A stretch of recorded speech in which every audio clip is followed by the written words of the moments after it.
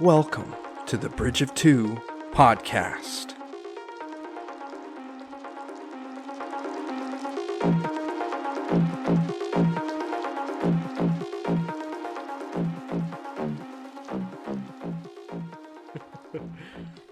Welcome to the Bridge of Two podcast, ladies and gentlemen. Welcome. 3 welcomes. 2. Do you know what podcast this is, Jeremiah? I think it's the Bridge of Two podcast. It's the podcast where we bridge the sci-fi and fantasy realms we love into a nerdcast of epic proportions. Oh, interesting. Yeah. I didn't know that, so. Now you know. The more you know. The more you know. Dun-dun-dun-dun. Yeah. Well, so we're back. We are back. But yeah. With a vengeance. Well, not really. Maybe. Perhaps. Depends on how this goes. That's true. It depends on if you listened last week. Let us know if you did. Yeah, let us know so we don't have vengeance on you. Yeah, the week before Halloween, so it's getting a little spooky on the podcast. Oh, it is the week before Halloween. Threats of violence Exciting. are necessary. Anyway. So what's new? You know what? Everything. Everything's new. Everything is new. Nah, not too much is new. How you been doing? Pretty good. I don't have a ton of stuff. You go first. I always go first. I haven't been doing too much. School's just picked up insanely, so clinicals have started, so I pretty much have no days off. I did start reading Harry Potter again for the second time. Yeah, second time. I've only read it. This is only my second time reading it. Really? Mm-hmm. I've watched the movies. I have only read through it twice, so it's not like I've read through it that much more. I guess technically the first through third book I've read. This will be the third time reading those. Oh, okay. So you started a second read through. Yeah, and then I think that's when Rhythm of War came out. Ah, good choice. Yes, so obviously priorities. Yeah. So I started that. I'm not even done with the first chapter, so that shows how busy I've been. Other than that, man, not much. No games really. We bought the Smash Brothers. We bought Smash Bros. Finally on the Switch. Hearing that Sora was the last DLC character kind of pushed me over the edge on it. I love those games as it was. My brother and I played them all the time when we were kids, like Brawl and all that. Yeah, I love those too. So that was I think I missed my calling in esports, playing Super Smash Brothers. I had an old buddy that actually used to go to competitions. Really? With Smash. He was really good. That's something I always wondered, if I ever were to go into a competition, how well would I do? Because we played it so much. Yeah. Other than that, Steph and I have been watching. We started watching it is actually very funny. Mm-hmm. I was on YouTube at work, obviously procrastinating homework normal, and I found a video. Wait, but did you go to YouTube at first for a good reason? No, absolutely not. Right. I went there specifically to procrastinate. Okay. It was a video comparing Star Wars to Cobra Kai. Okay, you got me. And got my attention. The villain's story and how kind of the antagonists turned to the, you could say, dark side, and Cobra Kai worked far better than it did in The Force Awakens. Interesting. And it was actually a good video and it made a lot of sense. But watching the video made me want to watch Cobra Kai. Wow. So, because it just seemed interesting, and so Steph and I watched the first episode and we're immediately hooked, and we've already finished the first season. Wow. How many episodes are there? Oh, 10? I think there's 10 in the first season. They're short. They're only 30-minute episodes. So it's good. I would give it a watch. It's got some language in it. And it's definitely English? Yes, but it's got profanity in it. How's right. that? Right. But it's got a good story. I actually like it a lot. It's got the old actors. Is it PG-13 or cursing, or is it R-rated? Which is mainly F-bombs. I work in the medical field. Right. Where people cuss all the time. Right. So I am desensitized to it, so I honestly couldn't tell you if they dropped the F-bomb or not. Right. There was one, and there's 30. They definitely have profanity, I could tell you that. I just cannot tell you the exact words they are saying and how bad. Okay. It's pretty bad. Sounds pretty bad. No, I'm just but it's good. They got they got some of the old actors, like the LaRusso, the original LaRusso, and the original the antagonist from the first movie. Miyagi in it? Miyagi is not in it. Why didn't they get Miyagi? Because Miyagi was like, Did he pass? yes, he was like, wasn't he like 70 in the old movies? It's I don't know, but still. Anyway. so it's fun. Give it a watch. I don't know. I also like martial arts stuff like that. So it's just a fun, cheesy, silly, but also decent movie or show.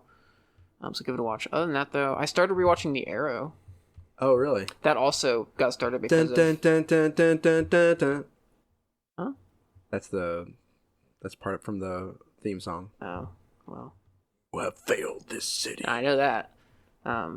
So, yeah, that also got started because of YouTube. Once again, procrastinating. The first 2 seasons of Arrow are, like, the best. Mm-hmm. I think there's, like, a lot of the other seasons are I enjoyed them. They're good. They have good stuff in them. But, you know, they kind of ebb and flow. The quality ebbs and flows. I feel like season 1 and 2 were just so high level throughout the entire season. Well, I never finished it fully. Like I haven't finished it fully either. I watched up to halfway through season 4. Stopped at season 4 because I just couldn't anymore. Yeah, season 4 I think was a rough. That was the one with Damien Dark, right? Mm-hmm. Yeah, it was just rough. I had a tough time with him as a villain and that whole storyline and everything too. But I came back later on during season and watched season 5 on Netflix. Right. Season 5 was a good one, top notch in my opinion. Might have been a good season to end on because it was so it paralleled so much with the first season. Yeah, but it would have if they ended it with obviously a cliffhanger. Right. Not necessarily cliffhanger, but like they left things open ended. Right. But I was watching a YouTube video, like a compilation type of thing. That was like 30 minutes long. I don't know. It looked cool. The last season seems pretty interesting, and it seems like they give the Arrow like a good ending. Yeah. So I want to go and rewatch. I got nothing else to do. Yeah, I already pretty much know. Minus everything that I'm supposed to be doing. I already pretty much know the ending for that character. I don't really know how they wrapped up the show, but I kind of know what they did with the character, which is definitely a very interesting way to end the character, and you know. So yeah, so I'm just interested. So I decided when I'm sitting at home, if I don't have anything I need to do, or I'm wanting to procrastinate some more, I'll just throw that on. So, other than that, though, I mean, man, I really just haven't been doing anything. I read a little bit more of my Star Wars book. Okay. The New Jedi Order, but not much. Yeah. That's about it for me. Yeah. You're working on a drawing. That's true. I have been drawing. Not as much as I'd like, but I'm working on pretty cool drawing. Halloween really gets me into like the drawing spirit because I like, for some reason, I really like the Halloween artwork that comes out, like fantasy artwork, you know, Headless Horsemen and Scarecrows and all that good stuff. So I decided to go ahead and start drawing my own. You like the macabre? Macabre. It's a macabre. Macabre means, I think, you know, kind of eerie, kind of scary, kind of twisted stuff, maybe. Don't use your big writer words at me. I'm just playing. I don't know. I do. I like the artwork of it, at least. I think it's just very interesting. So yeah, I'm doing my own little thing. I think you saw kind of where I was at with it, right? On Saturday. Yeah. I think that's probably where I have it is. I don't think I'm gonna color it. I think I'm gonna kind of leave it the way it is. Yeah. I gotta change one thing about it. That's the little skull that he's holding. Make it smiley. I want to change the way it looks. I want to make it actually look more creepier. Okay. But other than that, I think that's done. I don't think I'm gonna put a face on him. That's about it for my drawing, though. I haven't really started much of anything else. What was I doing? I was doing something else. I can't remember what it was right now, though. I have a lot of unfinished artwork, obviously. Yeah. So. Oh, that's right. I was doing Inktober for a little bit. I think we talked about that last episode. I had to stop with the Inktober because school was just ramping up with clinicals. I have no free time, and it started to stress me out. Like I felt stressed out that I had to get this done. And I was stressing you out. Not you. You weren't in particular. I was stressing myself out because I do that. So I just stopped. I just decided I was going to stop. I'll probably go through all the prompts later on because I actually liked the prompts and can make some cool artwork with it. Yeah. I just decided not to worry about it for right now. Your pumpkin drawings, you know, a good, you know, detour. I think from what was a good detour. So you know, it's been fun to draw. Yeah. I'm actually very pleased with it. So, What about you? What you been up to? I also started listening to the Harry Potter audiobook, which was very nostalgic for when I first listened to it, because I read the series initially listening to it on audiobook by Jim Dale, the guy who's does the audiobook for Audible. And so definitely somewhat a trip down memory lane of just remember getting into the series when I was in high school, and I think the final book was about to come out, and I had seen a few of the movies, and then I just started reading the fifth book.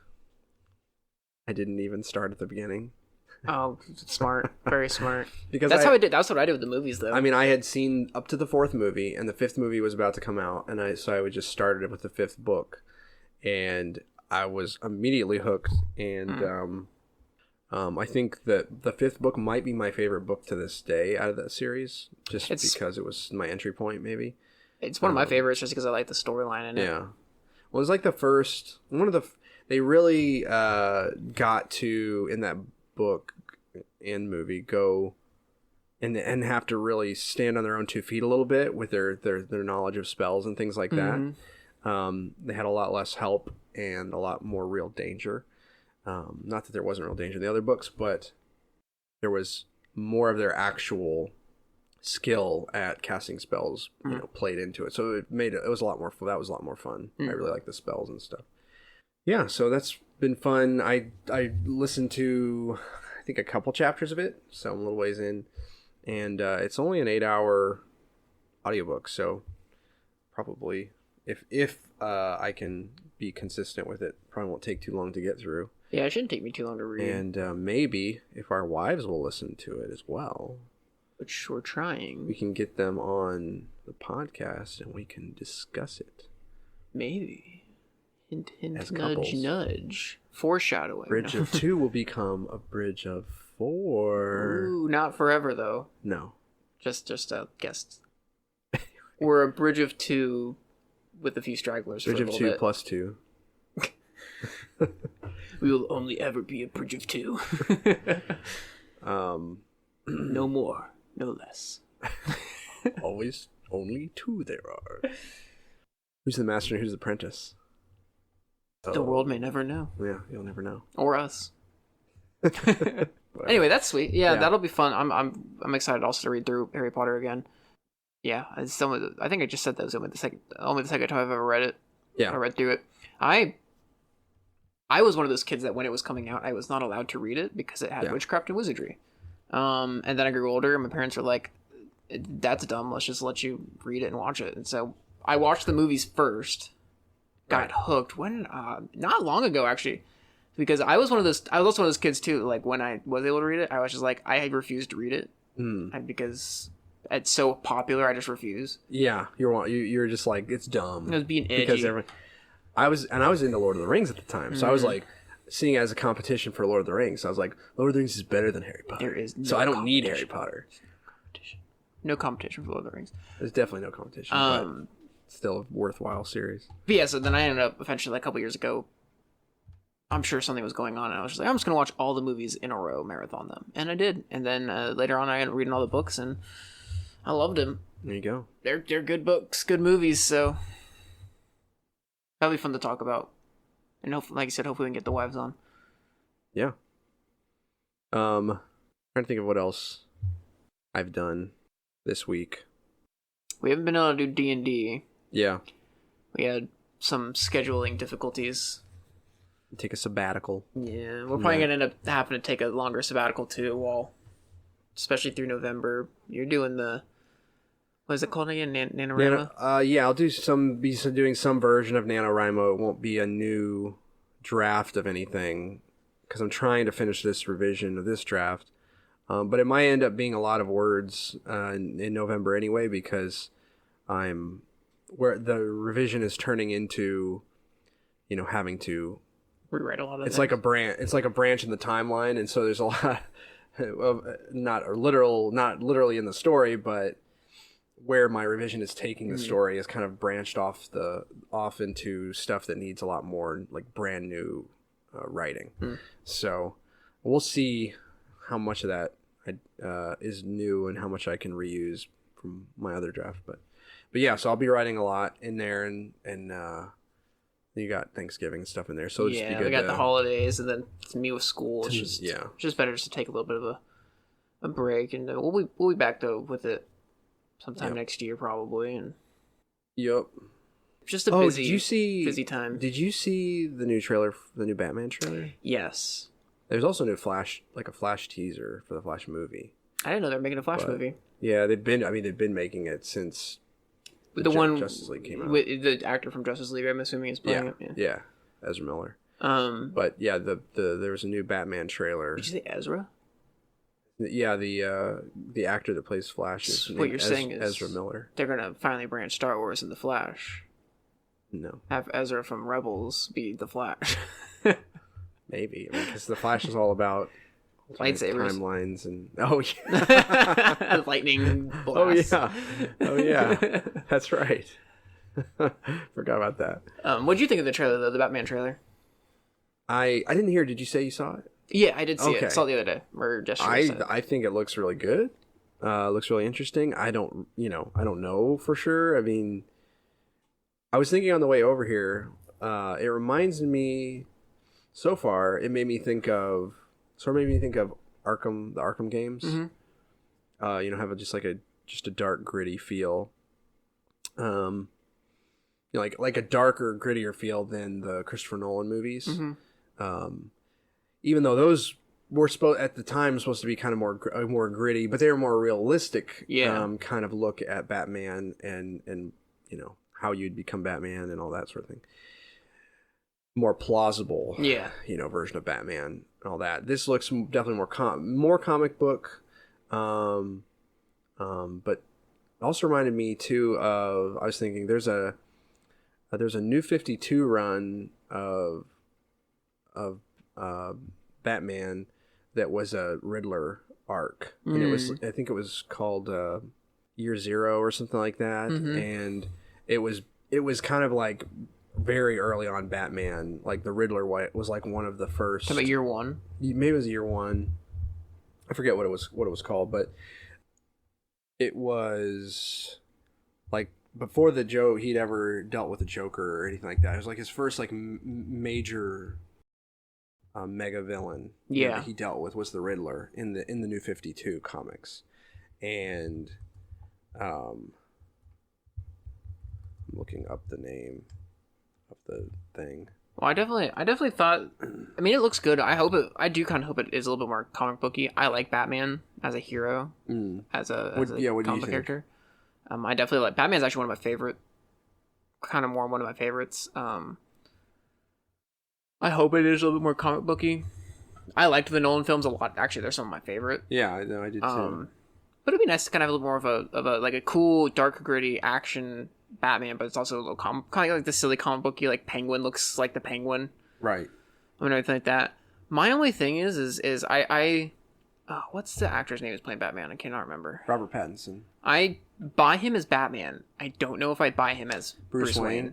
Yeah, I thought that too. Whenever like seeing him out, like he looks really good in the suit. Like his jawline and everything looks really like I just got a strong jaw for the suit, but not in the suit, he looks like Robert Pattinson. Which I mean, he does. He just looks like a vampire. No. I don't know. Did you see Tenet with him in it? I did not. That was a really good movie. He was in it, and it got me a little more excited for him as Batman just because he was a cool character in that movie. Maybe I'll have to watch it. I heard it was good. I just haven't watched it. It came out relatively recently, right? Yeah, last year. It's really good. Christopher Nolan movie. I'll have to check it out. But yeah, I don't know. It's kind of like Heath Ledger. I mean, like whenever you heard Heath Ledger was going to be Joker in The Dark Knight, everybody was like, "This is ridiculous. This is crazy." And then when you saw his performance, killed it.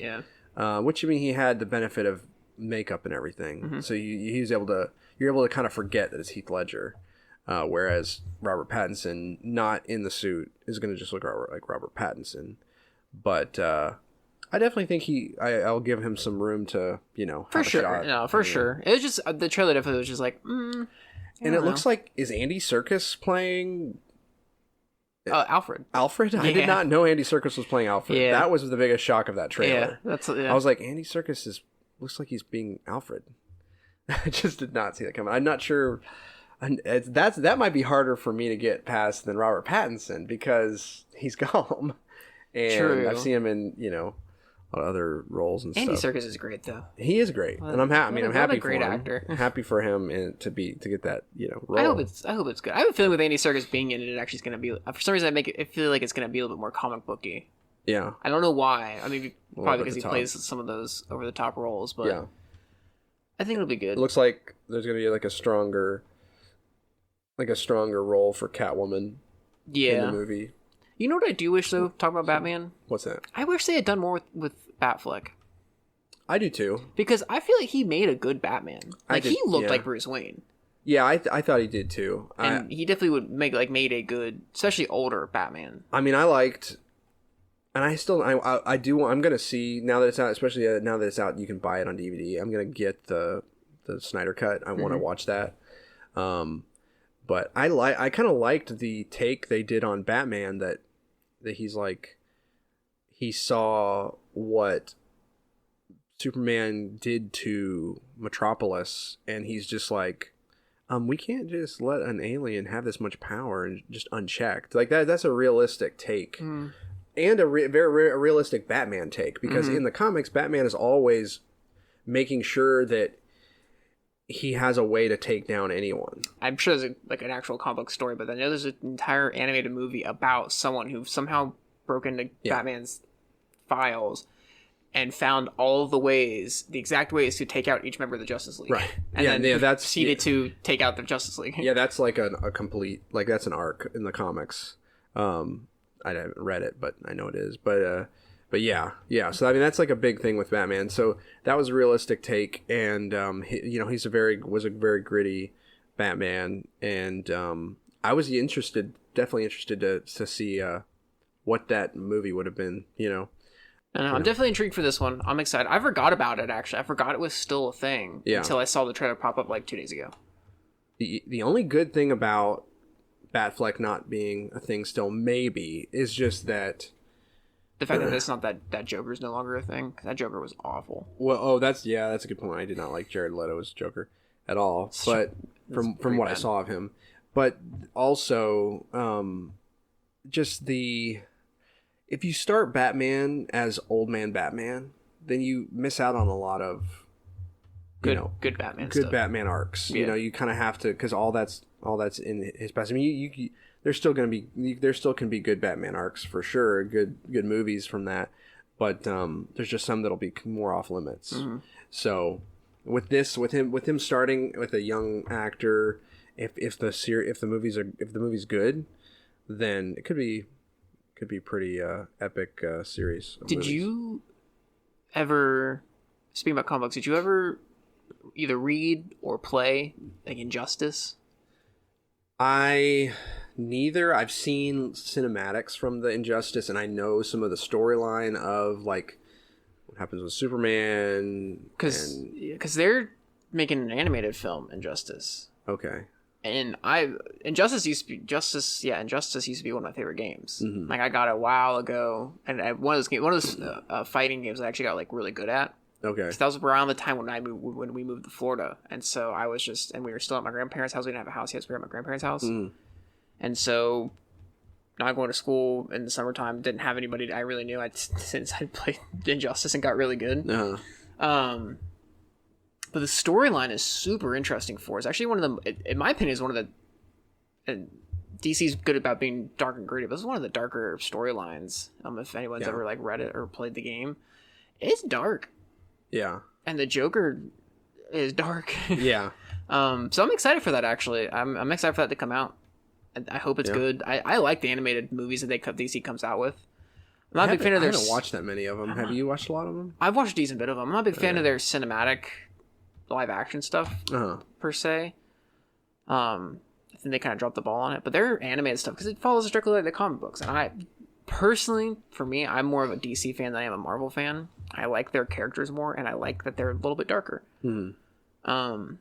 So yeah, I like a lot of the anime. It's been a while since I've watched any, but me and my dad used to watch a few, and I've watched quite a bit. Yeah. Plus, I've read a decent amount of the comics. They come out pretty regularly. I did one that I did watch a while back was it was called Batman Under the Red Hood. That's a good one. So yeah, I watched that one. Anyway, anything else?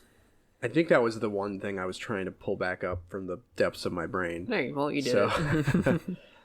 So yeah, well, we are gonna break. Take a quick break, and we have when we come back, we'll be talking about Star Wars. We'll be ranking the Star Wars movies and talking about why we rank them that way, and maybe yelling at each other. Maybe. Who knows? Who knows? But yeah, we'll try some mead too. We'll be back.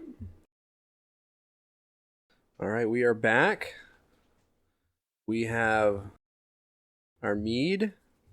What's this one called? It's called Rose Brew. Craft mead with rose hips and roses. What are rose hips? I think it's a part of the rose plant. All I know about rose hips is there's this survival game that I play, and you can collect rose hips and make some kind of tea out of them.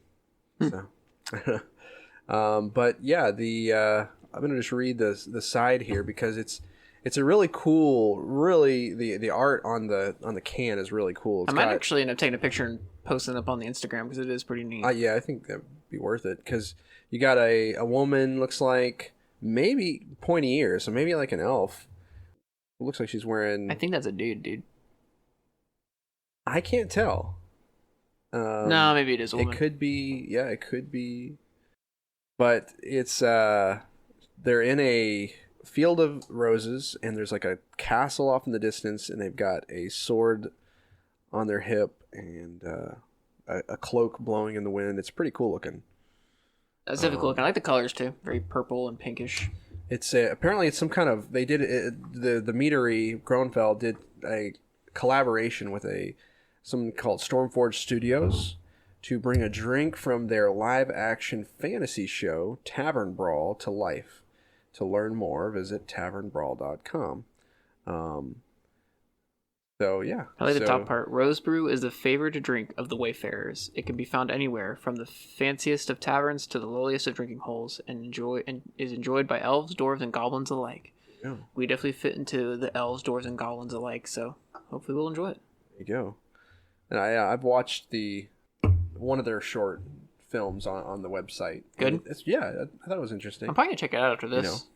It has a very D&D feel. Ooh, that's fun. Because the main character is like telling the backstory of the world to this little girl that's working in this tavern. Interesting.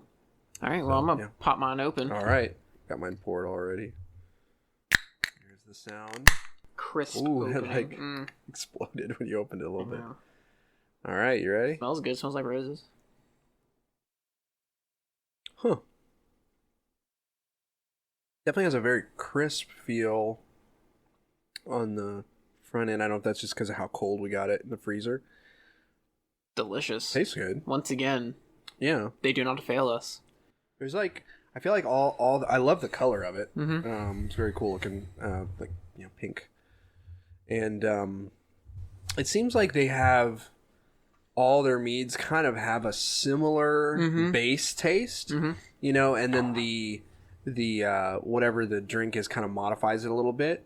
And so it's almost, if you like that base taste, which I do, then you're not going to go wrong. I almost want to grab like a whole 5 or 6 different flavors, pop them all open at once, and then take a sip of each and see how different they actually taste. Because you're right, they do have that base flavor, but they are different. They are distinct in their own way. I think the Hop Swarm was one of the most different ones. That was the one that tasted kind of like an IPA, right? Yeah. But then it was sweet. Yeah. That was really good. I liked the original one that we did, the tea one. Yep. That one was good. I'm gonna save some of. I still have some of that left over. I'm gonna save some of it and keep it in the fridge for like a year. Oh. Try it because I've seen some people that have tried them like a year down the road, and apparently they'll, I don't know what the right terminology would be, but they just get a little more interesting. So I think it's they ferment, right? Maybe or any brewers out there, any dwarves, send us a message over Instagram or let us know what the word is. Oh, right, yeah. If you know what I'm trying to say, help me. It's good. I like it. No, definitely like it. It's definitely good. Definitely recommend. We've been drinking these for the past, 4 or 5 episodes now. Yeah. I mean, I can't recommend them enough. They're delicious. They do a great job. This is our last new one from the batch I ordered. So, probably do something different next time, unless we were to get another one. But yeah. Maybe we should try a different mead from a different company. We could, for sure. I'm sure there's more out there. I'll Google around tomorrow when I'm once again procrastinating what I'm supposed to be doing. All right. Sounds good. Alrighty, well, we decided to torture ourselves and rank the Star Wars movies. We'll go state this is a personal ranking. We're not going off of the objective goodness of the movies, right. The way they're filmed, it's, whatever. This is more of just specifically what we believe personally. Yeah, just how the movie hits us. So our rankings will probably be different than yours. Our rankings will probably be different from each other's. I'm going to preface this with I had a hard time just because I like all the Star Wars a lot. I kind of link that. I at least episodes 1 through 6, I almost link as just one movie, if that makes sense. I know there's 6 different movies, but in my mind, as far as ranking wise, I can't rank them separately usually. Right. They're just all Star Wars to me. I love them all. But I did my best, so. Well, let's. I don't know how we want to do this. If we want to just give the whole order. Let's just start with your number 1. I put episode 6 at the top. Really? Episode 6? Yeah. Return of the Jedi. I feel like I put that up there because I think part of it's, you got the culmination of so many of the storylines that began back, in the original trilogy, the prequel trilogy, that happened there. I just love Luke, being where he's at as a Jedi in that movie, as a person. I love how he is just so defiantly not positive, but defiantly good, hopeful for his father and his ability to turn his father back to the light. That is just a very admirable thing, all the way up until even him confrontation with the Emperor. That whole scene, that just always, that growing up and every time I see it, that scene just gives me the chills. Everything that's going on in that scene, and with between Palpatine, between Luke, between Vader, the people going outside, just the stakes involved. Really a lot of it comes down to just Luke's story in that movie. Really makes that movie one of my favorites to see. So that's where I put at the top. Fun enough. I also put Return of the Jedi up top. Oh, really? I put it with the second movie, and I'll tell you that in a minute. Okay. But I put Return of the Jedi. Return of the Jedi has always been one of my favorites. Kind of for the same things. I mean, Luke is just wonderful in that movie. I like his whole story arc, kind of. And but I also just love how, like you said, how defiantly just hopeful he is for his father, for Vader and Anakin. But not only that, just even the beginning part of the movie, freeing Han Solo. It's just a fun, the way the movie is just structured. I don't know. I always just enjoyed it. I always enjoy the story. I enjoy all the characters in it. And then the ending too, with the 3-way, jumping between Han and Leia, and then Lando, and then Luke, and having these battles going on, and then that final battle with Luke and Vader, and the music, and just Vader is pushing him, and Luke even loses it for a minute. Yeah, that's what I love so much about that scene, is Luke loses it for a minute when he starts talking about Leia, and almost gives into his anger, and then he starts hacking away at him. He overpowers Vader, chops a hand off, and something just he clicks. Sees the metallic arm, and realizes what his anger is bringing him he to. Looks at him. I feel like he looks at his own hand in that moment, and he kind of realizes he's pretty almost in the Emperor's clutches at that moment, just like his father is. And so, and then just to finally be throwaways his lightsaber, just I'm a Jedi like my father before me. And then, and once again, just that defiance of, to have that hope that, like, even in this moment, his father's going to come around, and eventually he does. And just that, it's also just the culmination of all 6 movies. This is the end. This is everything came together. The prophecy's fulfilled. Anakin turns back to the light side. Then I don't know. I just love it. Plus, everyone hates Ewoks, but the victory celebration at the end I love it. I mean, I was when I was growing up. When I was young, I saw that movie. So the Ewoks didn't bother me because I was a kid when I saw it. Same, yeah. I thought it was cool. I thought it was funny. I thought the Ewoks were funny and all that. I think it's probably, if you were like an adult and you were watching that, you're less like, what's going on? But yeah, I can see it, but the like trees. But yeah, so I definitely is number 1. Picking my top movie, they're technically top 2 because I rate them. I can't separate them as far as in my mind of what's better. But we're a no-brainer for me. And the second one I put down for number 1 was obviously Revenge of the Sith. Okay, so you put Return of the Jedi and Revenge of the Sith on the same level. Yeah, because I just can't. I expected that to be your number 1, so I can't differentiate them as far as like how good they are in my mind. I have a hard time as it is differentiating all of the movies, but those 2 in particular are just so good in my mind. And those, if I'm gonna watch Star Wars just to screw around and watch it, those are one of those 2 usually the ones I throw on. Right. I used to, when I watched them a lot more, I used to be able to like quote the entire like Revenge of the Sith. Just I used to annoy the crap out of my brother. But Revenge of the Sith is just one of my favorites because man, it's just what I think I like the most about Revenge of the Sith. I'm a big prequel fan. I'm just gonna throw that out there for everybody. I know they got some hate, but I think the prequels are fantastic. I think they really branch out the story, and the galaxy in general. Yeah, definitely great world building. The prequels. But what I like so much about Episode 3 is the bad guys win, and that's not something you see a lot. Yeah. And I know, you have the next 3 movies, and we know that they, when Episode 3 came out, we knew that they end up losing in the end.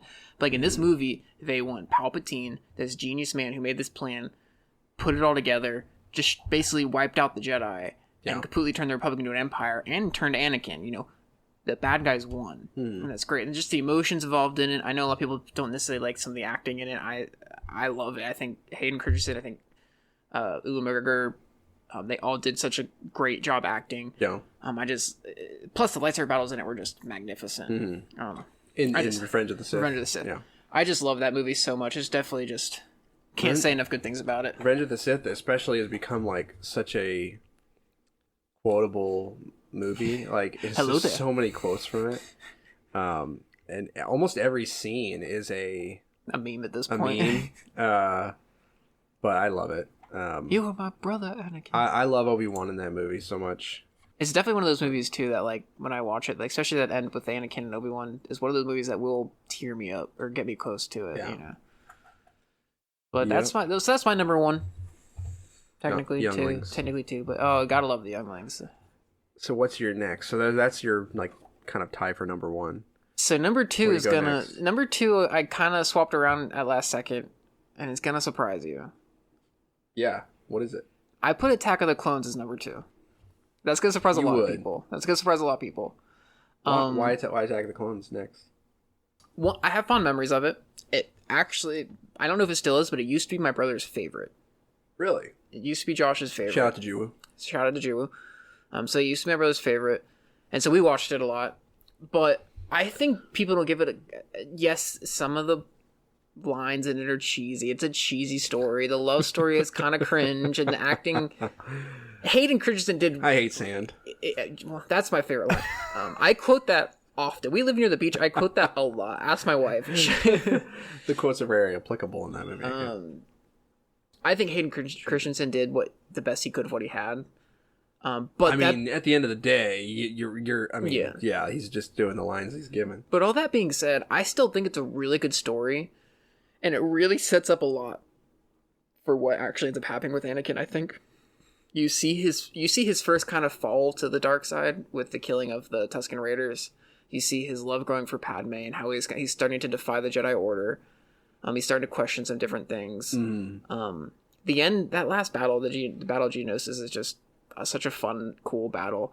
And believe it or not, I really like the politics involved. I think the politics are a big part of what makes Star Wars what it is. And I think episode 2 did a good job of bringing all that out. Yeah, I don't think the politics are the biggest knock on that. I love the Geonosis battle too at the end. I think that's in some ways saves the movie. Mm-hmm. But it's really I don't know.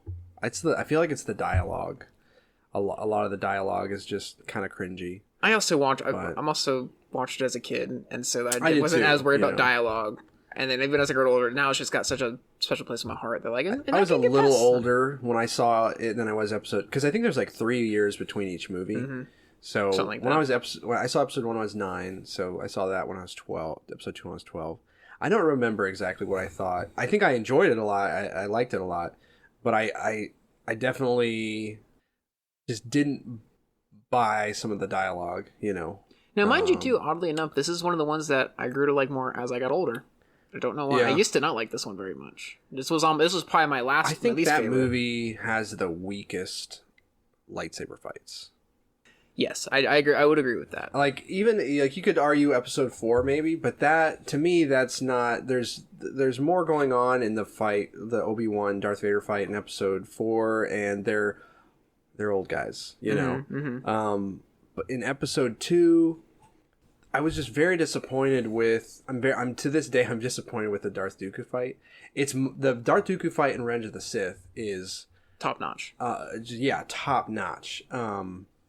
In episode 2, it's just so frustrating. No, I agree. I do agree with that. And even Anakin 2, he has 2 lightsabers, and then immediately, like, I don't understand his fights. I don't know. Just episode 2, the lightsaber fights. That might be part of the reason that. No, I definitely get that. Get that. I think, but my only gripe my big gripe with episode 2, I don't think Dooku was intended. I think when the movies were being made, when episode 1 was made, I don't think Dooku was intended to be the bad guy. You don't think that when they were making episode 1 that they didn't really set up Dooku? Is that kind of what you're thinking? I don't think Dooku was meant to be the bad guy of episode 2. Who do you think was? I don't know for certain. I think it was. Darth Maul. This is going kind of more into my Darth Jar Jar theory. Okay. But which part of me believes. You're the source of that theory? No, I mean not mine. You started it? No, I just the way I watched a video a long time ago. I can't remember what it was, but I don't know. There's some things that just like, and the way that Dooku is kind of just brought into the movie just doesn't seem like he was necessarily intended to be there. Initially, I could be wrong. There's such a big time jump between 1 and 2. That there's a lot of gaps that they had to kind of fill in. And they had to set up like the whole clone army and how that even happened. Which you don't really understand very well what happened with the clone army. Yeah. Just based off of episode 2. You understand a lot more with the Clone Wars and the books and stuff like that. Darth Dooku is a very interesting character in Star Wars. It's Count Dooku. Oh, I said that. I've said that before. It's Darth Tyrannus. This is a holdover. Tyrannus. This is a holdover from me being a kid, and I called him Darth Dooku. I also did as a so kid, I still call him. I always was like, so who's Darth Tyrannus? Yeah. Well, they never say Darth Tyrannus in the movie, do they? They do at one point. Who says it? I know they don't call him Darth. Chapter and verse. Django calls him Tyrannus. I was hired by someone named Tyrannus on something or other. Okay, I can give that to you. I could buy that. That's a very interesting thing that episode 2 sets up. Is Jango Fett being not just Jango Fett being like this progenitor of all the clones, but he's the father of Boba, sort of. And he's the father of Boba because Boba is a unaltered clone. Yeah. That is a super interesting, lots of implications that sets up for lots of things Star Wars that we love. So there's a lot of things like in episode 2 that I love, and they're very important things happen in episode 2 for Star Wars. And I think that's where I kind of put up high, because I can kind of overlook some of the things that are not like the best. Because I agree, there are definitely a lot of, as far as like objectively going, if we're talking objectively, episode 2 is definitely down low. It's not the best. The lines are not the great. It's not some of the action choreography is not the greatest. But just as far as like personal opinion, I like 2, and Yeah. I like the way what it does with the story. I like how it sets up some things with Anakin and Padme and all that. And Ewan it did McGregor what is it just needed great in all. to. Yeah, Ewan McGregor is just great in all of them. So Yeah. Obi-Wan. Well, he graded on me in that movie though. Did he? My very young Padawan, like yeah, just the way. but that's a part of the I know the plan too, though, is for I that to know. happen. But it almost seemed like in the movie, like the way he would deliver the line, some of those lines, and I think it was because, like you said, that was the point, that was written that way for that reason. But it almost seemed like he's trying to like get on Anakin's nerves. Well, Yoda when he's saying that. doesn't Yoda even like kind of talk about it or bring it up at one point where he Obi-Wan says something and Yoda says something like Yoda almost calls out the Jedi and Obi-Wan to an extent about being haughtier than they should be, because he talks about how arrogant Anakin can be, and then Yoda says something like, even some of the older Jedi tend to deal with that, and Obi-Wan like nods his head like, yeah, you're right, but doesn't realize that he's kind of talking about him to an extent. Maybe. I think you're right. And then he also, Yoda also says in that movie that the prophecy could have been misread. Anyway, that's my number 2. Interesting. Episode 2. Episode 2 is your number 2. At least for right now, it's my number 2. But next week it might change. So. My number 2 is number 1. Oh, see, that's what I originally had as number 2. And I am completely opening myself up to, critique or whatever, because you won't get any from me because that was my original number. If you're listening, though, you're like, he was going on about episode 2 and he picked episode 1, because episode 1 has a lot of cringy stuff with Anakin, the performance of the actor that played Anakin, and then you've got Jar Jar and the Gungans in general. I don't know what you're talking about. Jar Jar is the best character. He's the best character if you look at him through the lens of Darth Jar Jar, which I do. He played the game. Qui-Gon Jinn is like my favorite. The only reason Qui-Gon Jinn is not may not be my favorite character is because he wasn't able to be in more movies because he died. Like Obi-Wan kind of became my favorite character in the prequel because of the prequels, the rest of the prequels, especially episode 3, and the shows and stuff. But in the sequel trilogy, just all of them. It's all of them. But Qui-Gon Jinn just kind of seems like the archetypal master. He's just like, he's experienced, he's ready, he's not phased easily, he is proactive, and not just that, but he's self-confident in his understanding of the Force, to the point that if he disagrees with the Council, he'll just be like, well, I'm just gonna disagree. I love that in the movie where it's just like, well, I'm gonna train him anyway, Mm-hmm. And the Council is just like, well, I guess we can't really do anything. It just, you don't have our blessing. It's not sanctioned. And then you have the whole thing about, like, if Qui-Gon had been Anakin's master and stuff, what would have happened differently. But I feel like episode 1 just does a really great job of setting up so much. Setting up so much and laying the groundwork for the rest of the series and even into the original trilogy, when you think about it.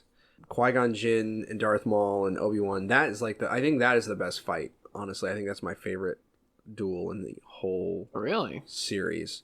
Maybe episode 6 might be higher, just because of everything going on there. But I love the episode 3 fight with Anakin and Obi-Wan is great, but I still think this one's the best. Just think about, like, they're the Jedi haven't fought a Sith in, like, how many years? Maybe, I don't even know lore wise. Hundreds of years. I think it's a millennia. Okay, 1,000 years. I mean, that makes the hair on my neck stand up whenever you think about these characters seeing a red lightsaber drawn on them, and they know we're the first Jedi. We're the first Jedi that are going to be facing down a Sith. Which, thinking about it now, really, they reacted very stoically to that. Like, Qui-Gon being attacked by him in the desert acted very stoically to the fact that he was attacked by probably a Sith. Yeah, he didn't lose his mind. Just that whole, I don't know. I really like it a lot, and obviously I was it was kind of I had seen some of the original trilogy, I can't remember how much I saw of it. I think it was on TV, on cable, like before the new one came out. And but going to see that movie in theaters, it's one of the first movies I'd seen in theaters that had blown me away like that. And that was the Star Wars experience that really hooked me into Star Wars. So that definitely. The nostalgia factor definitely plays into it. And that's a big thing. That's a big thing for me. Is nostalgia. Phantom Menace is a special place in my heart, just because, like, I think I've mentioned this before, but when it first came out, we were living in Guam. Movies were like $1, and my dad and I went and saw the Phantom Menace at least 11 times in theaters. I'm pretty sure more. And so it definitely, like, it was originally, I had originally put up as number 2, and I switched to Attack of the Clones just because I was thinking about it more. But yeah, Phantom Menace is definitely a special place in my heart. Yeah. So that was my number 2. Where do we go from here? 3? 3? I'll tell you my 3. What's your 3? If you tell me your 3. You want to know my 3 first? I'll go. Okay. My 3 is another duo. Because I feel like they kind of, at this point, they have to go together. And it's Rogue One and A New Hope. Interesting. Okay. I mean, that's fair. Rogue One is really high on my list. Yeah, it is. Because it did... Where's episode 1, dang it? I actually moved episode 1 down to 5. In case you're wondering. Mm-hmm. But once again, that's what I'm saying. It's so hard because... Whatever. Anyway, A New Hope and Rogue One. Rogue One is high on my list just because it did something different. And I also am a big, like, I like the military movies. I like the gritty war movies. And basically Rogue One is a gritty war movie in Star Wars universe. It's true. And... It's like Dirty Dozen. And you get the best scene in the world, which is the Vader hallway scene, which seeing that was astounding. Yeah.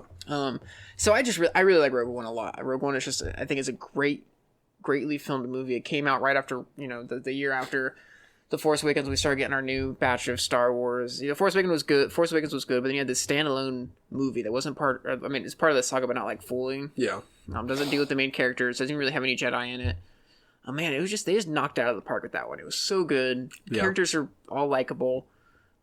Story is really good. It fits in well with this saga and rolls right into New Hope. Yeah. And then I have A New Hope there too, because A New Hope is just, it's Star Wars. Mm-hmm. That's your quintessential first Star Wars. Yeah. It's just it is a fun story to watch. It is a fun movie to watch. Fun, yeah. It is fun to throw on, watch Luke do his thing, Obi-Wan, train him and then fight Vader, Leia and Han and all that, like all of them getting together. I love the final space battle too with the Death Star and all that. Yep, it's just a fun classic movie. Oh yeah. And so it's definitely high on my list. Like it's another one of those where if I'm gonna throw on Star Wars, A New Hope is kind of there with, like, I might throw that one on. Yeah. So those are my number 3. Nice. What about you? What'd you choose? So I will go with I'll tell you my 3 and 4. Okay. Because they're the same movie, or not the same movies. I will tell you my 3 and 4 because Rogue One is one of them. Okay. So my third one is episode 3. Okay. So we talked about episode 3 a little low? bit. No, I'm just playing. Third. Just playing. That's bronze. Yeah, I mean, episode 3, I love. I will say, I don't know if I can say. It's hard to say I love episode 3.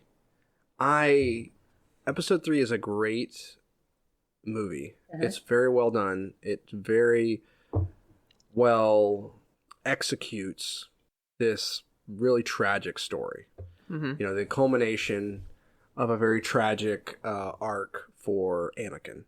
And it does it very well. Definitely the best. I mean, he only had Hayden Christensen for 2 movies. Definitely the best performance from him in that movie.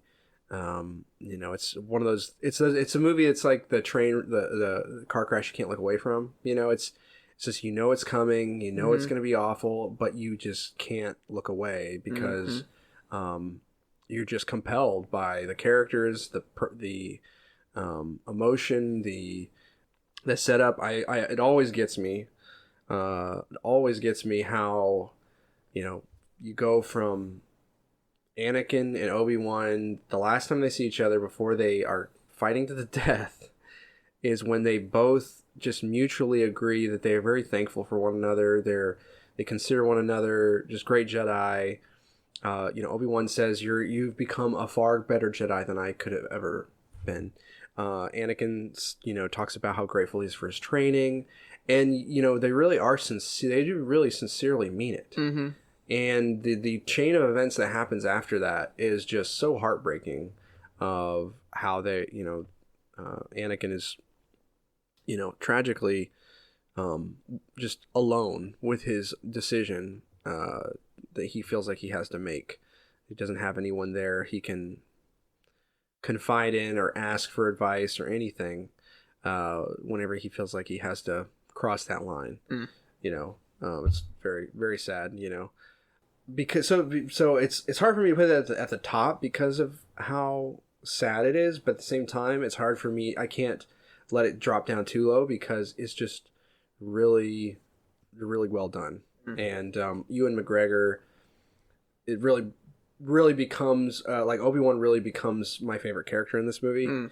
Just having to go and be that person to go face down Anakin. A good friend doesn't let their friend just walk into something without confronting them, right? And think about like the worst scenario you could have to confront a friend in, and that's pretty much where he had to meet Anakin. And that just gets me, that whole thing. So I put that one as 3. I put Rogue One next because similar to what you said, just it does something different. It's a fun movie for the most part. The end is definitely sort of tragic, but it's a really good movie. It really captures the original trilogy like feel as far as the way the galaxy feels and the aura and everything, and somehow it also makes you like the original trilogy more. Like it makes episode 4 more cool. It really does add on to it. You really buy into that last scene, that this is like when you watch episode 4, you're like, all this intense stuff that just happened right before. And so it's definitely executed that kind of a movie where it's like setting up something, it's explaining how something happened that you hear about. It did it in a really satisfying way, which is a hard thing to do. Solo is a movie that I'm sure we'll get to that was trying to do a similar thing. Where you're trying to kind of set up a character and things and how they got to get this ship and how they got to have this name and all this stuff. And it's hard to do that in a satisfying way. And Rogue One really did it really well. So that's my 3 and 4. So where are you next? My 4, my number 4, I put Empire, which I think is a lot of people's 1. I know it's Steph's 1. Steph puts Empire as number 1. Okay. I like Empire a lot. Yeah. It's a good movie. I don't put it as number 1. As you can kind of tell from the way I kind of listen, I like a good tragedy, which is why Revenge of the Sith is up top, and then Rogue One is up there because Rogue One's a bit of a tragedy as well. Right. But I like Empire a lot. Empire's a good movie. It's a good middle movie. Like sometimes the middle movies are very hit or miss. Right. You either did really good with it or you did really bad. They're kind of really in between. Empire definitely knocked it out of the park. It definitely expanded on episode 4. I think especially considering that I think 4 like A New Hope was originally not meant to have a sequel. To then pull out Empire and then Return of the Jedi afterwards was just really good. The fight, the initial fight between Luke and Vader, that fight makes the movie for me. Sneaking around Bespin in Cloud City. Yeah, it's almost like a horror movie sort of kind of fight. It is, and then you get that fight, and and you just tell the entire time that Vader's just toying with him. Yeah, but still, it also shows a lot about Luke as a character too, though, because he went there knowing he wasn't fully trained because of the vision that he had, because he was worried about his friends. He cares about his friends. He cares about these people, and then he goes into this fight, and he basically just gets toyed with by Vader until eventually gets his hand chopped off. He's sitting there broken and everything like that, and then you have Vader just pull out that famous line, I am your father. And it's just, I don't know, it was just such a cool, it's such a cool thing. So I wish I could go back and watch that for the first time and just... I wonder if that's a big reason why people come... I mean, I know there's lots of great stuff in episode 5, for sure. Even at the very beginning with the walkers and that's all a good Oh, that on scene. Hoth. The Hoth scene is a cool planet. But I wonder if that kind of tips the scales in its favor, that big reveal, because that's such a famous reveal in cinema. You know, it's Everyone like- knows that reveal. it's Even like- if you've never seen Star Wars, you know that reveal. right. It's so part of our like pop culture now. But I wonder if that tips it for a lot of people towards their favorite I piece bet. of it. But too, it's nice to you compare that first fight with the fight in Return of the Jedi to the next time they fight, and the difference between how Luke is. Luke is very in the Empire, very rash, very coming from a source of hatred almost. Yeah. Doesn't understand what it is to be a Jedi. Doesn't really understand what's going on, and then finds out he's father. Then he goes into the next fight knowing that he's his father, going in there hoping to bring his father back. You know, it's just it's Right. He has episode 5. It's just like trying to save my friends. There's not really any big plan behind it. Whereas episode 6, he knows exactly what his goal is, what his motivation is. Yeah. So that's number 4 for me. Nice. What's your 5? 5. My 5 is 5. What you just. Oh, Yeah. okay. Look, we're catching up with each other Yeah. now. Yeah. Empire Strikes Back is after Rogue One for me. I think I just put, it's less about like me not liking 5, and I think that might be a lot of these movies, the way we're ranking them. It's not about we didn't like this movie as much. It's more of us thinking about how much we like another movie. Yes. For sure. So 5 I really like as well, and that fight is a really cool fight because of that aspect of Luke just in survival mode, and that's his first time he fights Vader. So that's definitely very, very important, interesting fight, and he's just surviving. I mean, basically trying to survive. Legitimately. So I think it's a great movie, for sure. But so that's my 5. This is Empire. My what's your 5. 4? Or what's your 5? Yeah. My 5 is a. I know we're all mixed up with the numbers because I've doubled up. My 5 is I put Phantom Menace. Okay. Once again, it's one of those things where it's just like, I just had to decide what I liked, but which one kind of I liked more Right. in the moment. And like Phantom Menace I think is a great movie. It's very interesting. You put that you put Attack of the Clones above Phantom Menace. I don't know. Just as I was thinking about it when we were ranking them, I was like, I don't know. I always think how I was thinking now is which Probably one. because of Anakin. Well, part of it too is which one would I want to go back and watch right now? Uh-huh. Like if I were to go pick between the two, which one would I pick? I'd pick Attack of the Clones. Yeah. I love Phantom Menace a lot.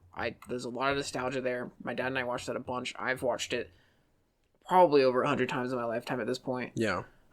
Same with most of these movies. I love Qui-Gon. I think Obi-Wan's great in it. The pod race is even fun. Oh yeah, that's a very very fun scene. Obviously the fight with Darth Maul at the end is one of the best. Duel of Fates is probably one of the best songs that come out of the Star Wars movies. I definitely love it. I love it a lot, and it's such a good movie, such a fun movie to watch, and it has that nostalgia for me. But yeah, I just ranked it a little bit lower because I don't know. Just as far as like what I would want, like what it's kind of how I ranked a lot is what would I want to like if I were to pick a Star Wars movie, what would I go watch right now? Right. And between the Phantom Menace and the Attack of the Clones, which kind of ones I was kind of trying to decide on, I want to go watch Attack of the Clones. Out of all the movies, it's probably the least Anakin centric. And so I wonder if do you think that maybe affects how? Probably because I do really like Anakin a lot. Uh-huh. I do find little Anakin a little annoying, as most people do. I will put that in there. I don't dislike him as much as some people do, but I don't like him. I also don't. This is a weird thing, but I don't mind Jar Jar as much as other people do. I really don't. I don't think he's that horrible of a character. Yeah, I don't mind him too much. I think he's a character he was meant to be. Right. I think he was meant to be a silly kind of comic relief character. I do think he's meant to be a Sith Lord. But I really don't mind. I don't know what got so much hate for him. I really don't, personally, because I like him. I don't mind him at all. Yeah, He's a little annoying for sure, but I think Yeah. that was kind of intentional. He's over the top, funny. It's kind of like I feel like it's multiple things. It's like he looks really funny. He's really clumsy. He talks really funny. It's like just like jamming all the like comic relief stuff into a character. Maybe, I don't know. He definitely is someone that I quote often, though. I quote Jar Jar quite a bit. What's the most used quote you have of him? Lisa going home. Lisa going home. Every time we would go on vacation with mom and dad, we would usually come down here to Florida and then go back home. And every time, either me or my dad or my brother would always yell, "Lisa going home!" I used to do his voice, like try to do his voice all the time. Lisa called Jar Jar Binks. Lisa, your humble servant. Sounds kind of like Stitch. Yeah, got a little Stitch. It's good. I do a better Stitch. My daughter likes my Stitch. I believe it. Impression. You know who else does a good Stitch? Stitch. My brother. Oh, really? Jiwa. Shout out to Jiwa. Shout out to Jiwa. Josh he's got a really good Stitch. We'll have to have Stitch on here sometime. Yeah. But yeah, so that's where I rate Phantom, at least for right now. That'll probably change in like a week. Phantom Menace. What a menace he was. Who was the Phantom Menace though? Was it Maul or was it it was Palpatine? Palpatine? Yeah, definitely Palpatine. Did you know what made me like Phantom Menace a little bit more though too, kind of? What? Well, one thing that made me like the prequels more is reading the Plagueis book. Right. If you've never read it, anyone listening, give it a read. You ever hear Tragedy Darth Plagueis the Wise?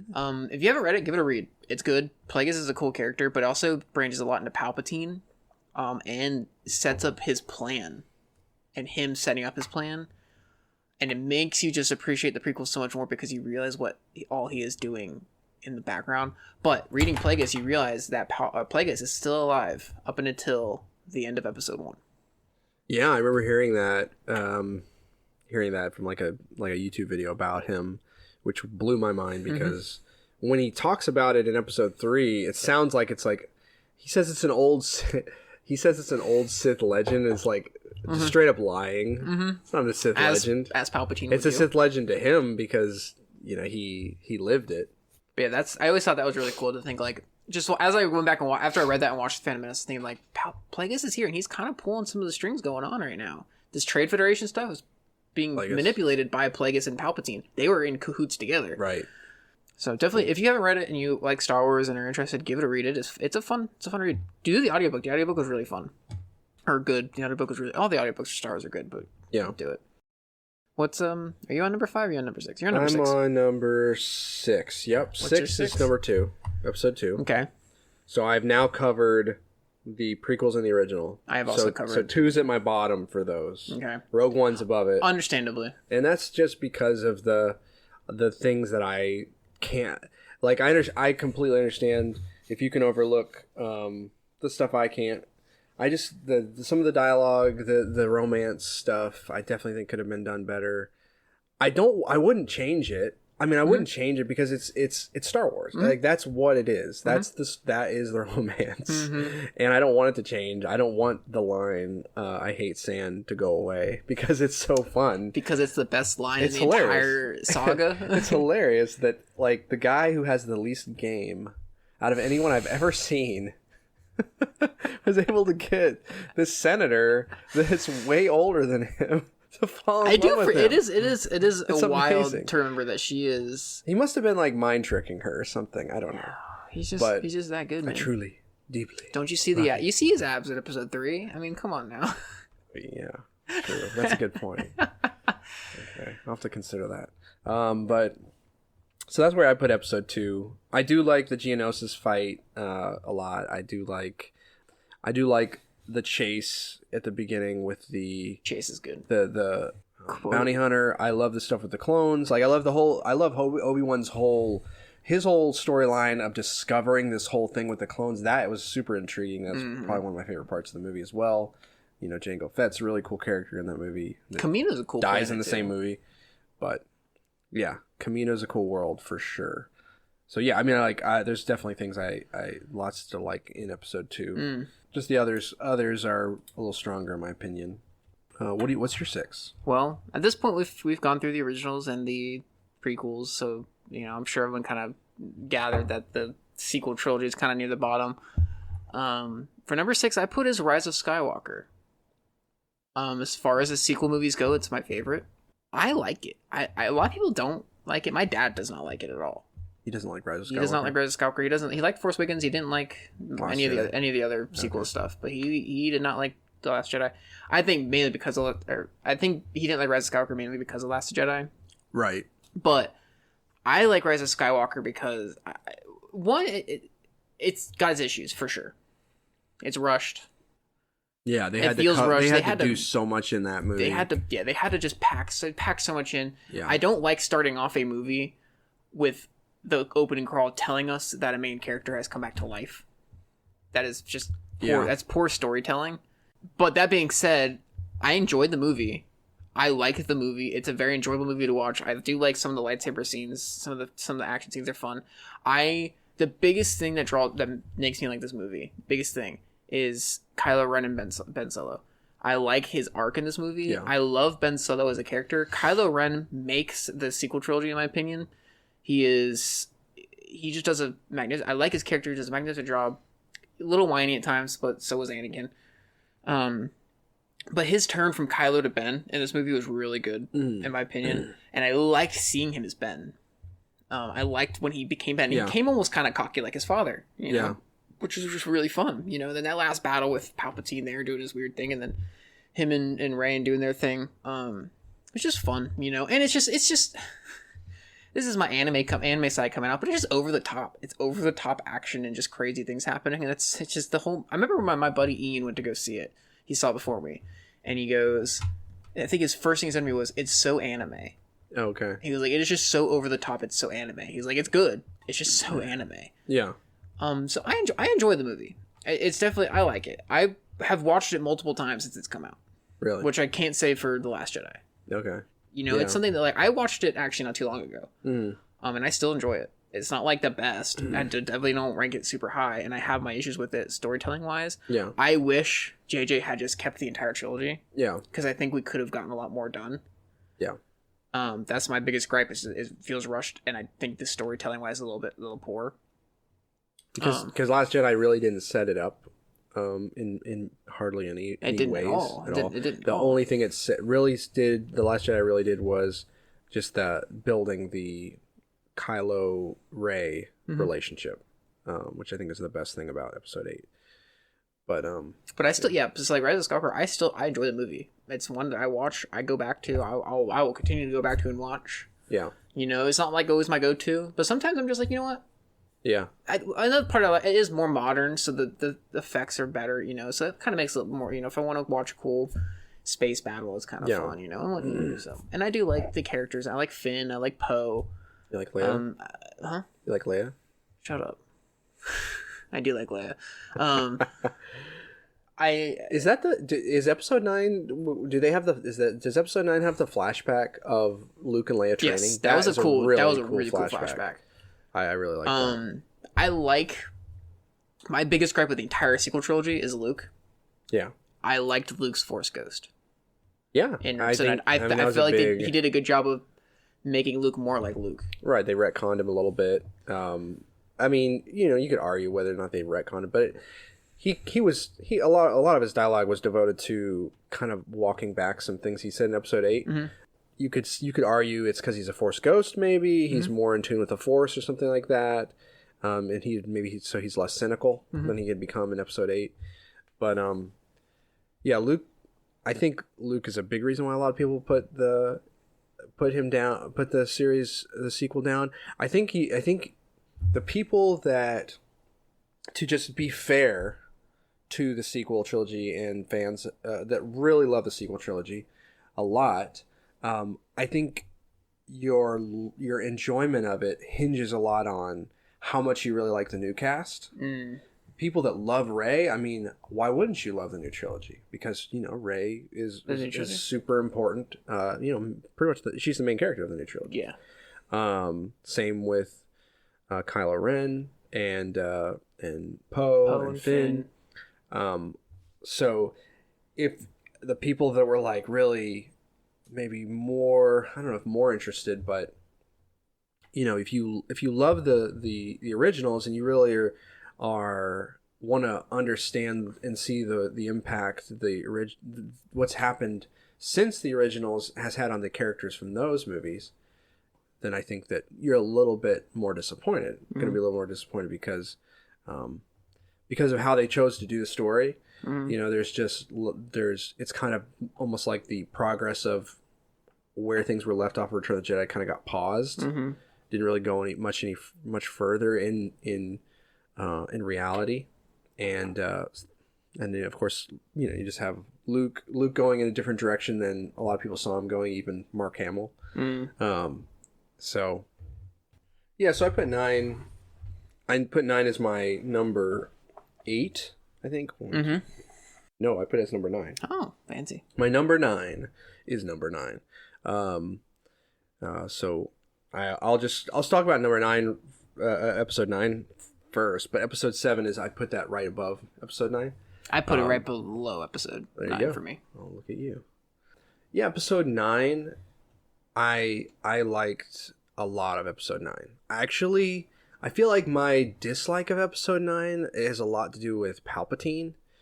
There's definitely some interesting implications to the whole thing with Palpatine and the idea of this ritual of getting people to kill him so that he can like take over their body or whatever. I will say that never made sense or to something. me. Either he's taking over their body, or it seemed like it was like it could go one of two ways where all the Sith are coming into her and she's still in control, but since she has all the Sith in her, or it could go into the idea that he's literally just going to take her body.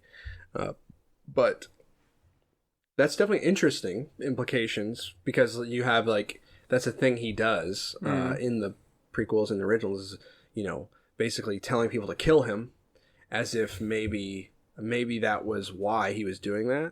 At the same time, it really takes away from the end of Return of the Jedi in a lot of ways. Yeah. And that really bugs me because of how much I like Return of the Jedi. Yeah. And that being like a complete story arc for Darth Vader. Mm-hmm. It takes away from his victory. Yeah. Defeating Palpatine. So that makes it harder for me to be as high on episode 9 as maybe I would be. Mm-hmm. Plus, like you said, it has to take a lot of time to like kind of reorient the story in a different direction than where episode 8 left it. Mm-hmm. But what I really like in episode 9 is, like you said, Ben Solo, his arc. I really was very intrigued throughout the whole trilogy of those movies of him being this character that has fallen to the dark side, and he's being pulled back towards the light. Yes. He's trying to, instead of being pulled to the dark side, he's fighting the pull to the light. And I'm very glad that they went ahead. I was afraid that they would not do that because everyone was kind of expecting it. Yeah. That they would just be like, no, we're not going to really do that. So I'm glad they did that. And we got to actually see like light side Ben Solo. And I really like how they called back in episode 9 to the scene in episode 7 where Han Solo is trying to save Ben. Mm-hmm. And it's almost like it like mirrored that scene.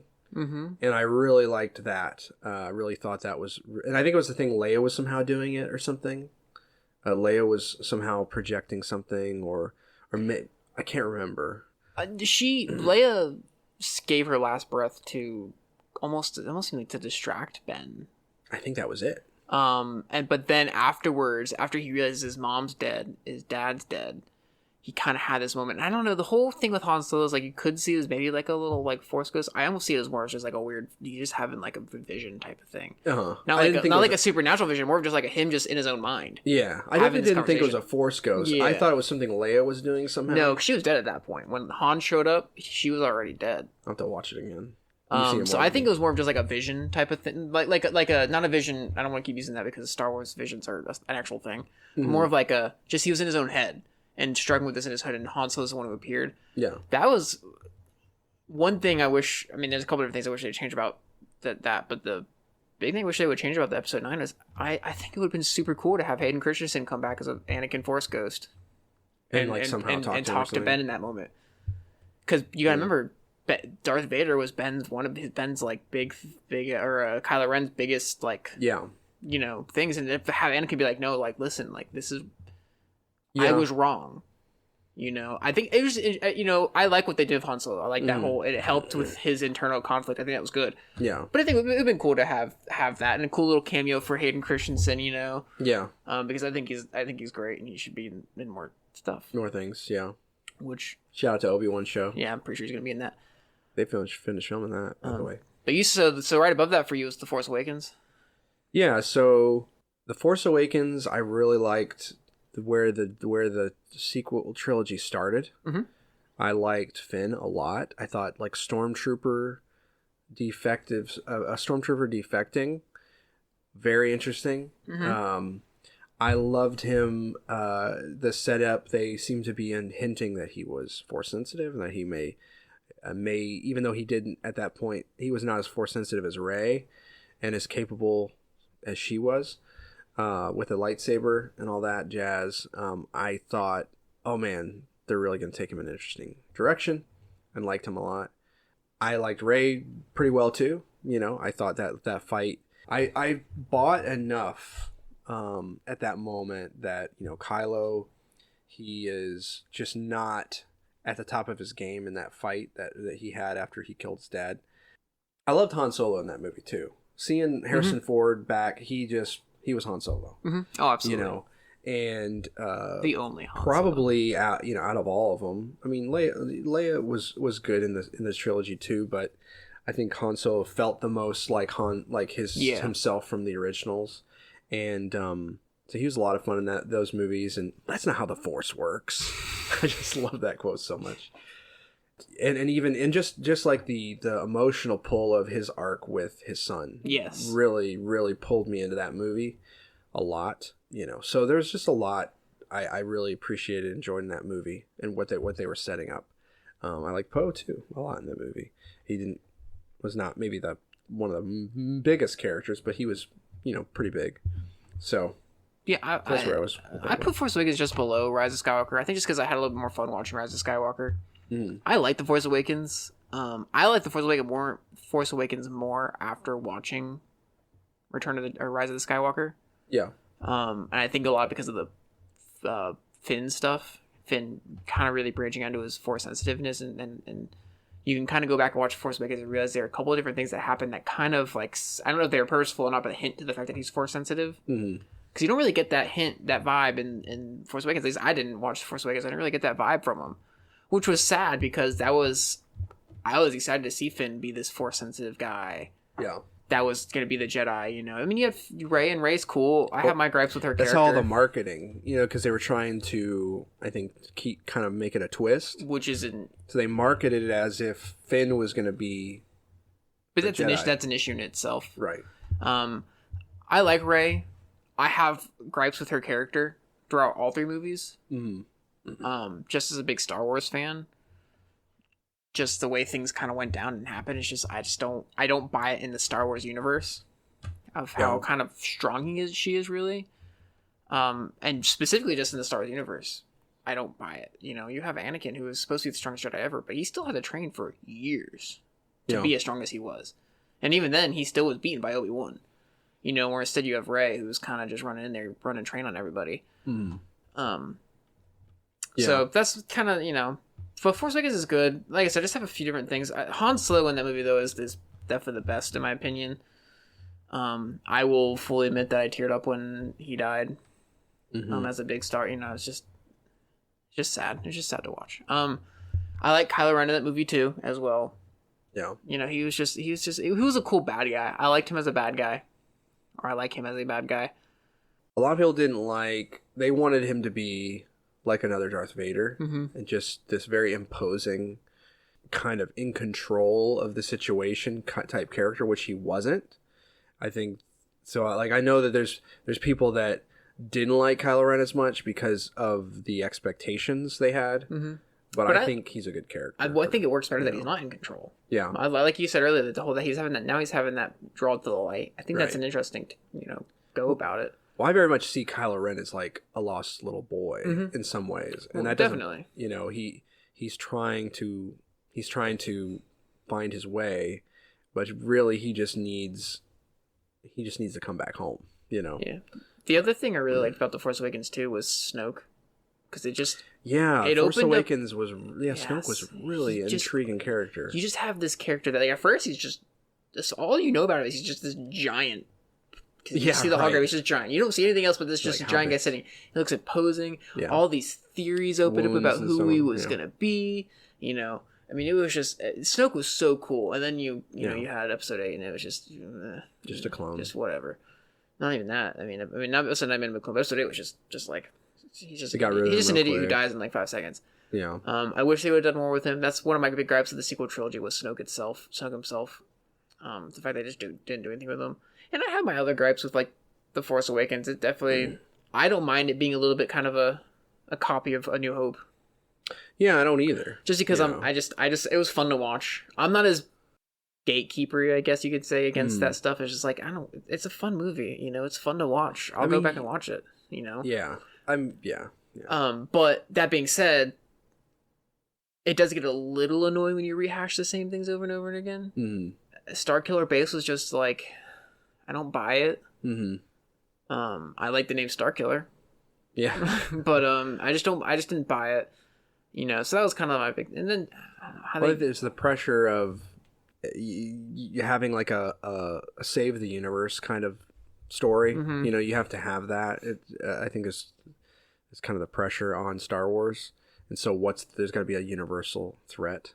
You know, so the other big thing I didn't like about Force Awakens, you had Starkiller Base and it charged up and it fired on it, destroyed the Republic homeworld, which wasn't even Coruscant anymore for some reason. Mm-hmm. That had absolutely zero weight. I didn't care. Right, because we didn't never saw we never knew anything about the New Republic. All we knew about was this resistance. We didn't care about the New Republic. We didn't know any characters from the New Republic. We just know that now they're just dead. Yeah. And that was also kind of just poor storytelling, I believe, and world building. Yeah, if you think about, like, you could go to compare, you have like Episode 4, Alderaan, right, is not a planet you had seen, but you knew it was Leia's homeworld, and you saw Leia, and you saw how much it impacted her that they were about to test this weapon on her homeworld. And so I think so they were able to give it more weight, whereas Force Awakens, it was just firing on these random planets you've never seen. You have no idea who cares about those planets, really. Well, and that's the thing too. Is when I first watched it, I thought initially it was Coruscant. No, I was like, oh man, they're just destroying Coruscant like right away. That would be Holy crazy, cow. actually. And I was like, this isn't, because that was a movie. I mean, that was a planet that we have. I mean, a lot of history. A lot of history with, you know. Yeah. But then to come find out, I'm glad they didn't blow up Coruscant. Yeah, and then actually. of course. But then to find out later on, it's just like, oh well, it just Yeah. it was just different. It was another planet. She's like, Right. There's just no weight there. You know, that was my big gripe. It just wasn't any. It was supposed to be such an emotional scene, but there was no weight behind it. Right. Yeah. Anyway, so what comes after The Rise of Skywalker for you? So my second to last on the list. So this is 10. Solo. I put Solo above The Last Jedi. That's also where I put Solo. And I enjoyed the movie Solo. I think it's a good movie. Mm-hmm. The problem with Solo is that Han Solo is the main character, you know, and so they're explaining a lot of stuff about his character backstory that is more interesting left unexplained. Makes him seem cooler. But as far as the movie itself, it's a good movie. It's a very interesting story, and I really like the characters. I like the guy playing Solo in the movie. And I mean, Darth Maul shows up at the end. I mean, it's like that was a cool. It's a very interesting, intriguing story for sure. It's just it's not really it doesn't need to be. It's not necessary. You know, so that's why I put it kind of so low, is just because it doesn't really, without it, you don't really lose anything that you needed.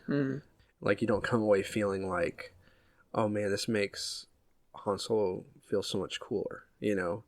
In some ways it doesn't feel cooler because you're seeing him trying to kind of con his way into being a cool character, a cool guy, you know.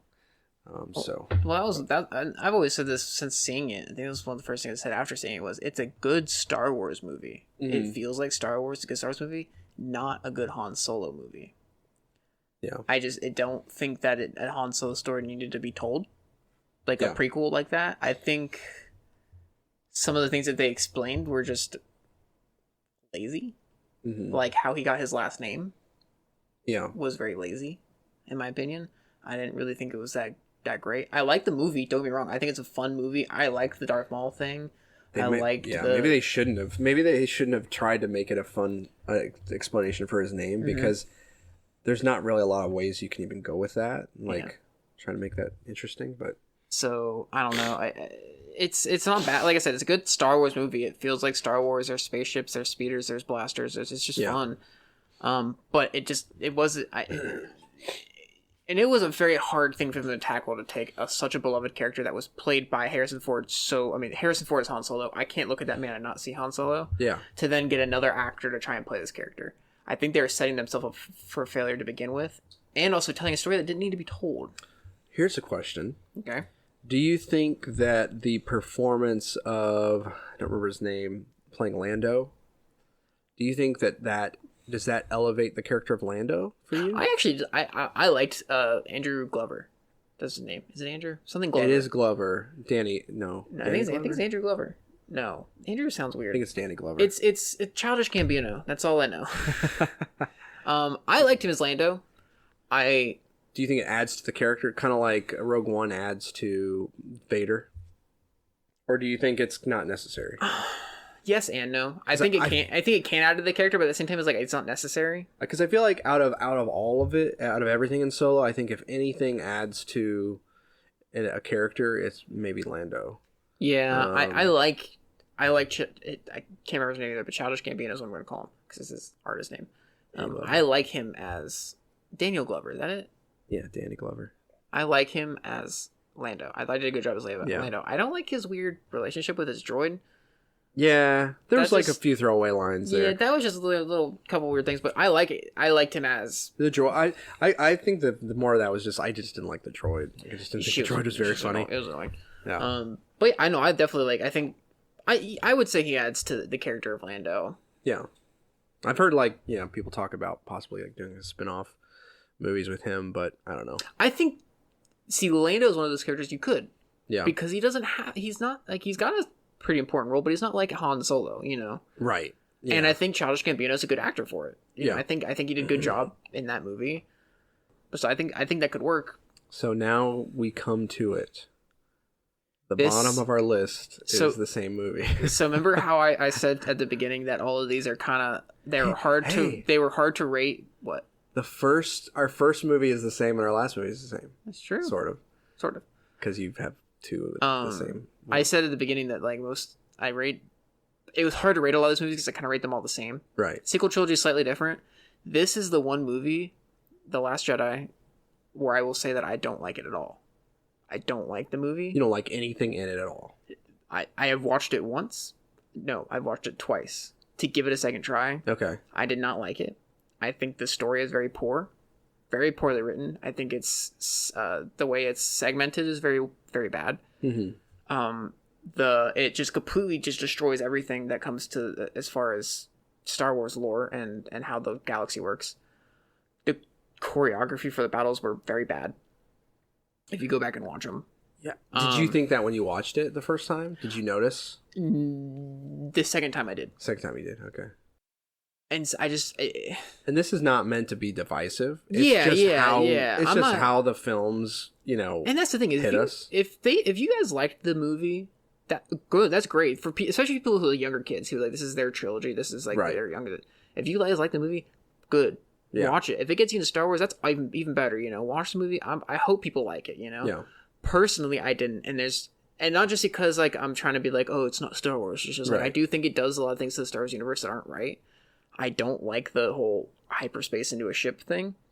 I think that kind of breaks a lot of continuity. But I don't, not even just that, I think objectively too, it's not a good movie. The story wasn't very good. Constantly, the characters who, in my opinion, were doing the right thing are getting berated for doing the wrong thing. So it was very confusing. Oh, Poe and Finn, even the last that scene near the end on Crate where Finn is going to drive his thing into the big machine to save everybody, and then what's her name just stops him and is we don't do this out of hate, we do it out of love. It's just he was trying to protect everybody by destroying this giant machine by sacrificing himself. That's a great. I mean, not saying like everyone should go out and sacrifice themselves, but like that's a noble cause, and you just stopped him. You're lucky that Luke Skywalker came and saved everybody. You know. Yeah. It's just. Yeah. There's just a lot of different things about the movie that just rubbed me the wrong way. The whole. What was I don't even know the name of the planet that Finn and Rose went to. Canto Bight. That all was the most unnecessary, absolutely unnecessary everything. Yeah. Ever. Well, and the direction Rise of Skywalker, if you were to argue there was an impact, that story had an impact, it would be, it's like at the end of the movie, it shows there's like a kid who's like inspired, right? Isn't there? Well, they show a kid who uses the Force to grab the broom. Yeah. And then that went absolutely nowhere. Right. Well, I was going to say there was kind of like, it was almost like there was a rekindling of hope for the resistance in that movie, in that like that was kind of part of their, you could argue maybe their storyline, and then maybe that was paid off by, how you have the whole thing in Rise of Skywalker where it's like, no one's gonna come help us, no one's gonna come help you, and then all of a sudden like all of these ships show up out of nowhere and they're all there to help and stuff like that. So that could be maybe paying off that. But largely, it just felt like a side story. Like almost like if you were reading a book, it'd be like a novella. Yeah. That would be like an interesting side story for some of the characters. And it just felt like Finn shouldn't have been on a side story, Yeah. And if you think about, The Force Awakens and kind of being a little bit of a retread of the original of Episode 4, the one thing that worked really well in Episode 4 and in the whole trilogy is, even though Luke had to go off sometimes in the trilogy, the glue was there. Those three. Yes. And Episode 8, I feel like, really, departed from that idea that you have these three characters kind of the glue of the trilogy, and because you split Rey, Finn, and Poe up completely for the whole movie, just about the entire movie. And I feel bad for John Boyega. That absolutely. Yeah. He doesn't really need my pity. He's still doing fine, but in terms of signing on for Star Wars series and the setup The Force Awakens gave your character just didn't really build on that. Yeah. Unfortunately, and it's not like it has anything to do with anything about the characters. You could use all the same characters. Yeah, it's just really about what they did with the story in that movie, and I definitely agree with, like, I did not get Poe's. I mean, like, I understand what they were doing. I understand what they were saying about his character there, but you knocked this character down. Yeah, it was not satisfying. It was not a satisfying. And in my opinion, for things that weren't necessarily his fault. Like there's something that they're getting onto about where like you weren't even telling him the plan. So what did you expect him to do? Yeah. But instead they're like, we didn't tell you the plan and you screwed up, so it's your fault. It's like, well, hold on now. Right. So I don't know. Yeah. I did like Rey, and the thing that kept me kind of intrigued throughout the whole movie, pulled along, was Rey and Kylo. It was a very interesting subversion of this, like, you've got the master and the apprentice relationship. Mm-hmm. That was a very interesting subversion where you have the master and apprentice. The master is of Kylo, and the master of Rey are trying to control and say, this is what you need to do, and this is the right thing to do, whether it's Snoke or Luke. Mm-hmm. And then you have at the same time Rey and Kylo. They've got this weird connection that they're able to kind of go around their masters and say and conspire in a way to say, like, let's work together. Yeah. Let's just, and I thought that was very interesting. It being Luke, and Luke's whole character in that movie was there was a lot of frustrating moments with how his character was acting, and where the place his character had come to was very hard and frustrating. for that to be so much of what we got for him. Well, I'll say too, it's definitely, I think my biggest gripe with the movie is how they handled Luke. Mm-hmm. Just because, I mean, you have Luke in episode 6, who did all that he could to save his, to and believe that his father was still good at him. To have him now be in this episode 8, and I get that people change when they grow older and stuff like that, but it wasn't believable to me. Mm-hmm. And part of that, and I'll fully admit, part of that is some bias, because I've read a lot of the books that come that in the expanded universe that take place after episode 6, and Luke is Luke. Yeah. So I do have a little bit of bias there, but like still, it's just like, even if I were just to watch the movie, like it's not believable that's Luke. It felt, the director, I can't remember his name right now, was trying so hard to subvert. And he was. I think he was. And I think he absolutely has been very open about that. And that's fine. If you want to do that, that's fine. But like, don't do it towards breaking continuity and breaking characters. You can subvert expectations without doing it in a way where it's completely rewriting the character. Yeah, I think that was maybe a big problem. Was this? It's one thing to want to subvert story ideas and things like that, but you've got to care about continuity. You've got to realize this is in a larger universe and story, and you don't even need the expanded books to see how it doesn't feel like it fits in the larger Star Wars saga series or whatever, especially if you're going to call it the Skywalker saga. Yeah. Which I don't know. I kind of wonder, like, did they call it the Skywalker saga? They didn't start calling it the Skywalker saga until episode 9 was coming out, I don't think. No, they did. I'm pretty sure they did. They did? Because it's just very weird to call it the Skywalker saga and then do... Yeah, I think they called it from Force Awakens the continuation of the Skywalker saga. Okay. Because Kylo Ren was in it. But, so, I mean, I did like that subversion of that master-apprentice relationship between those two characters. I did like the suggestion. I was open to the suggestion that Rey was just some kind of blip in the Force, like that she wasn't necessarily like descended from some great line of Jedi or Sith or whatever. I was open to that. I liked certain parts of the ending where their characters ended in that movie. I do like that, even though it's what we've said all about Luke, in the end he does turn back to a more Luke reaction. They have to do kind of a really new Force power thing to make it work. They have to do like the Force projection thing, which was a cool scene, but it wasn't what we wanted. It wasn't what fans really wanted.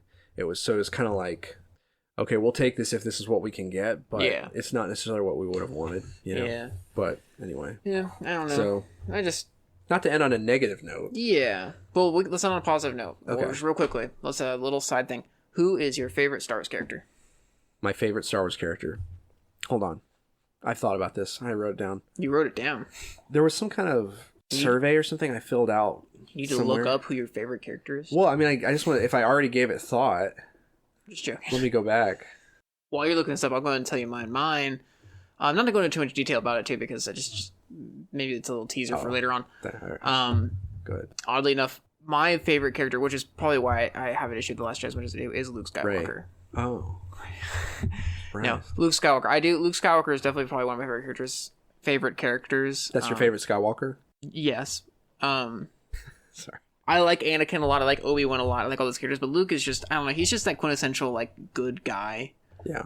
Even in the expanded universe, I like him in the expanded universe. I like the way he grows in the expanded universe to becoming this character that takes on the responsibility of restarting the Jedi Order and becoming the Grand Jedi Master.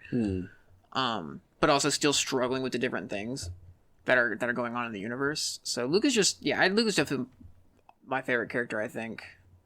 Obviously, there's some expanded universe characters that I really enjoy, and obviously Anakin and Obi-Wan and all that. Yeah. Anakin's probably a close second, because I like his story arc. Right. What about you?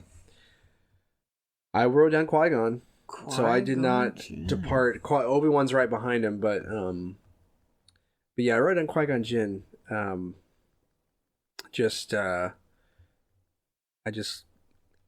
don't know. He's the guy who trained Obi-Wan, He's the guy, I mean, who trained maybe one of the most important Jedi, maybe the most important Jedi in the series, to a certain degree. So I don't know. I just always like Qui-Gon, his green lightsaber, his style of fighting, his style of training, his perspective on the Force, being something that it's less about Jedi codes and more about paying attention to the Force. Yeah. You know. And him walking the light. There's a lot of, I know there's a lot of really good stuff on Qui-Gon and his history that is out there. I haven't read those books, but I know it's out there, and I've heard some of like the storyline of him. Like he had a very close brush with the dark side, and Darth Tyrannus, Count Dooku, actually was his master and helped him through that. You know, which was. It's just very, very interesting character, and yeah, Liam Neeson. Cool. Anyway, Liam Neeson, definitely Liam Neeson. There you go. Alrighty, well, that's been our kind of look on how we rate the movies. I'm sure for me this will probably change in the next couple months. Right. Be in a different order. Yeah, I mean, if I actually sat down and watched them, I wonder if I would rank them differently if I just watched through them. Maybe we'll have to go through and watch them all. Yeah, kind of like we did with the Lord of the Rings. It'd take a lot longer, but right. Lord of the Rings. Yeah. And talk about them. Talk about our thoughts on them. And that does include The Last Jedi. It is part of Star Wars. It is part of Star Wars. Alrighty, well. All right. This has been the Bridge of Two podcast. Far away bridge.